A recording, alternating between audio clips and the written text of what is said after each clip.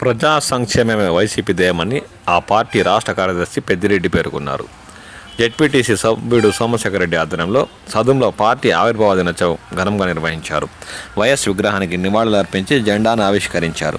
Cake cut చేసి అభిమానులకు పంచిపెట్టారు. ప్రజా సమస్యలపై పార్టీ ఆధ్వర్యంలో నిరంతరం ఉద్యమిస్తున్నట్లు వారు పేర్కొన్నారు. ఈ సందర్భంగా తిరుపతి జిల్లా చంద్రగిరి మండలంలో కూడా చెవిరెడ్డి మోహిత్ రెడ్డి ఆధ్వర్యంలో వైసీపీ ఆవిర్భావ దినోత్సవం ఘనంగా నిర్వహించారు. రాష్ట్రంలో జగన్మోహన్ రెడ్డి నాయకత్వంలో అభివృద్ధి చెందిందని ఈ సందర్భంగా మోహిత్ రెడ్డి పేర్కొన్నారు. పార్టీ అధికారంలో ఉన్నా లేకపోయినా కార్యకర్తలకు ఎల్లప్పుడూ అండగా ఉంటుందన్నారు. అనంతరం పేదలకు అల్పాహారం అందజేశారు.